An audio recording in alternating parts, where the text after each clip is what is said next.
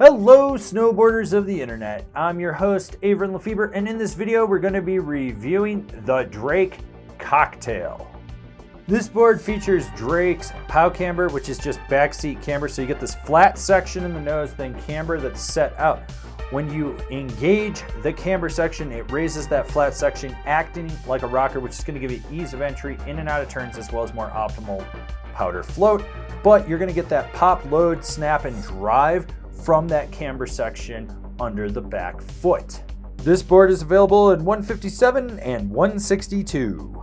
I rode this board at Copper Mountain on a bluebird day, super cold temps, 5 inches of fresh snow, perfect corduroy and 0 wind, and I rode it with my Rome Black Label bindings and my K2 Thraxis boots. This board is softer than you would believe, and what you get is a softer nose, especially where that flat section is to the middle of the inserts, and then it stiffens back up through to the tail. There is an overabundance of torsional flex in this board. Now when it comes to stability, there's like none. That flat section gets a ton of flap, it resonates back under the front foot. When you're just cruising, keeping your weight centered, you feel everything coming up underfoot. Basically, in lumpy terrain, it's gonna get bucked around. If you're not prepared for it, this board will just destroy you. And at the end of the day, you're gonna feel a ton of ankle, knee, and hip fatigue from all that vibration going right up in through the bindings, through the sole of your boot. This board lacks pop. What you put in is what you're gonna get out of your rear foot. When you roll back on the tail to try to get that camber section to spring, it doesn't. It just kind of folds. It's almost like you're just doing a wheelie and then you sort of pogo up, and that's it. It just lacks pop.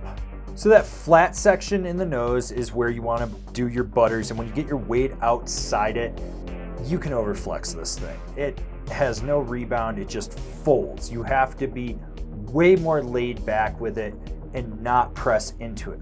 With the tail, you end up just doing high-speed POW wheelies, and even then you can get that to fold, so you got to kind of tone it down a little bit. Otherwise, you're going ass over tea kettle with it. Basically, this board can't POW butter. When it comes to carving with this board, if you're going slow, it's a complete slug. It just takes forever to get it to engage and to drive it. When you get up to speed, it becomes a little more zippy. And by that, I mean it's easier to go from toe to heel. It's still not great, but it becomes easier.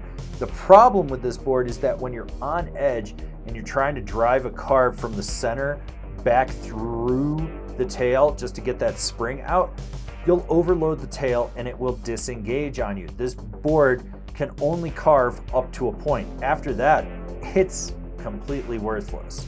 So if you're a resort rider chasing POW and you're trying to get around on a groomer to get to your stashes, be aware of that. It's really only good at mellow carves. Who's this board for? The lightweight, big-footed guy that's gonna be a little more mellow in POW and on a groomer. This board was pretty much mediocre all the way around. I mean, I'm gonna forget that this thing even exists when I recommend it to people. I already know that. The only thing that was nice was that back foot camber. When you engaged it, it did allow the nose of the board to rise up easier in lower angle POW. That was the only thing that stood out. Otherwise, it's a slug at slow speeds. It's not even that great when you do get up to speed. It's just a moderately, it's not even that great when you do get it up to speed. It just gets moderately better. Overall, it's an unremarkable POW board, which in today's market, you really have to strive to make something like that. And so kudos to Drake for going out of their way to make something this mediocre. It's just not that good. Comparable boards, the Rosnell Sashimi, the Nidecker Mellow, the Amplid Aloha Vibes. Binding recommendations, the Rome Vice, the Union Strata, the K2 Edition. This has been my review of the Drake Cocktail. Do you agree? Do you disagree? Do you own one? Are you gonna buy one? Leave me a comment down below. Let's have a conversation about this snowboard. If you're new here, remember to subscribe, click the bell, get those notifications. That way you're not missing any of the videos we got coming out for all you snowboarders of the internet. And if you really like what we're doing over here and you want to support us further, swing on over to Angry Snowboarder VIP and become a member. Sure, I could tell you more here, but I got a video over there that explains it so much better. As always, been your host, Avran LeFeber, and I'll see you in another video.